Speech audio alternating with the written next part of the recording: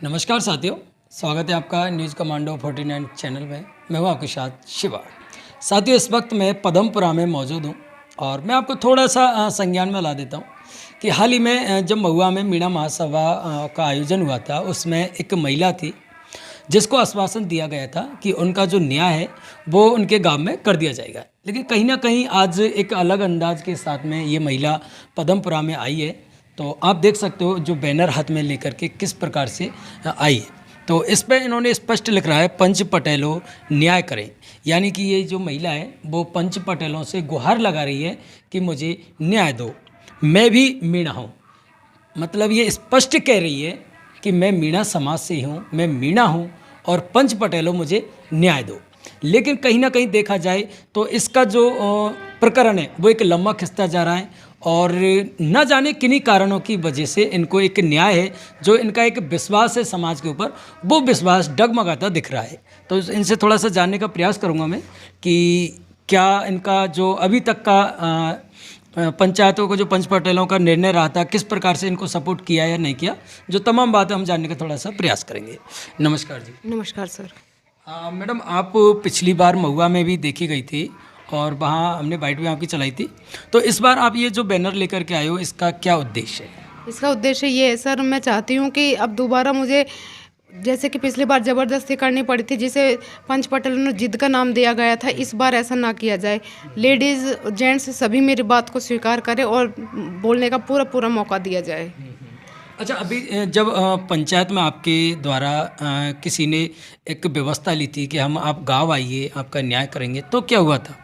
बाबूलाल जी ने, जो पटेल हैं गांव में से एक, उन्होंने मेरी पूरी जिम्मेदारी ली थी। तो मैं मानती हूँ जिम्मेदारी में सभी चीज़ें आ जाती हैं जब तक न्याय नहीं मिलता। और जब उन्होंने बोला कि आप गांव आइए, आपको न्याय मिलेगा, तो मैं उसके दूसरे दिन ही यहाँ से गांव चली गई थी। तो उन्होंने तरह तरह के बहाने लगाना शुरू कर दिया कि पहले भी हमने पंचायत की है, मीटिंग बिठाई है न्याय के लिए, तो पुलिस ने रोक टोक लगा दी थी, पुलिस ने हमला कर दिया था।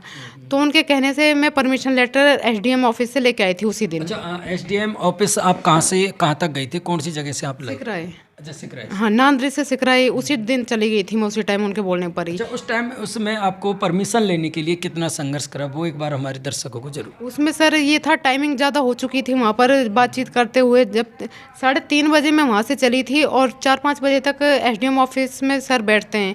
फिर भी मैंने कैसे तैसे करके एसडीएम ऑफिस से परमिशन लेटर कलेक्ट किया और नाइट को ही उनसे बोल दिया था, पटेल जी से, बाबूलाल जी से, कि मैं कल आ रही हूँ, आप गांव में जो पंच पटेल हैं उनको इन्फॉर्म कर दीजिए कहीं पर ना जाए। तो उसके दिन मैं दूसरे दिन जब वहाँ पर गई तो उन्होंने ये बोला कि पंच पटेलों को और आपके घर वालों को आप लेके आइए, तब हम बैठक करेंगे। तो मैंने उनसे बोला था एक बार की महासभा में, मैंने क्लियर बोला था कि मेरे घर वाले मेरे सपोर्ट में नहीं है। अगर घर वाले सपोर्ट में होते तो मैं मानती हूँ मेरे साथ ऐसा नहीं होता। और दूसरी बात, घर वाले सपोर्ट में होते तो जैसे कि उन्होंने उनका राजीनामा कर दिया है, तो मुझे किसी भी तरह की कोई इन्फॉर्मेशन दी जाती। बात मेरे से छुपाई गई। परिवार में कितने घर हैं? 4-5 घर हैं। तो 4-5 घर में से कोई भी आपके साथ नहीं लग रहा है क्या? नहीं, क्योंकि बाकियों का रहवाइश वहाँ उन्होंने एक तरीके से विनती कर ली थी तो वहाँ पर रहने लग गए। तो बाकी के जो बचे हुए थे, घरों में आग लगाई गई थी, उनका उन्होंने राजीनामा कर दिया गया था। अच्छा, अभी इस महापंचायत का कैसे आपको पता चला कि यहाँ पर महापंचायत है?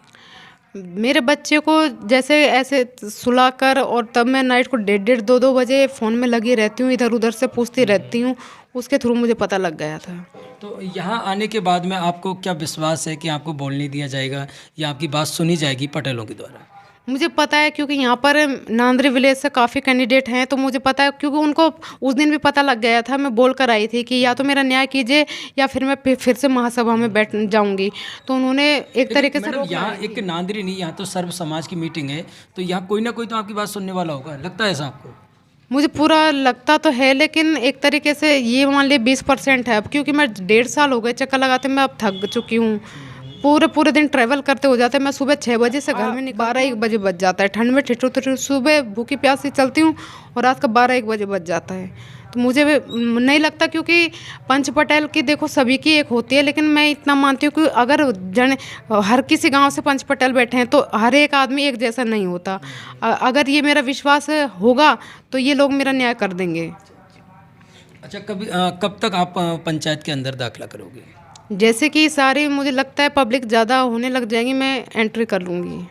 फर्स्ट मांग क्या रहेगी आपकी पंचायत के अंदर जाकर के, किस प्रकार से आप मांग अपनी रखोगे? मैं मांग ये रखूंगी कि जब पंच पटेल ही अपनी बातों पर नहीं रहेंगे तो कैसे काम चलेगा? किस चीज़ की आप पंचायत जोड़ रहे हो आए दिन?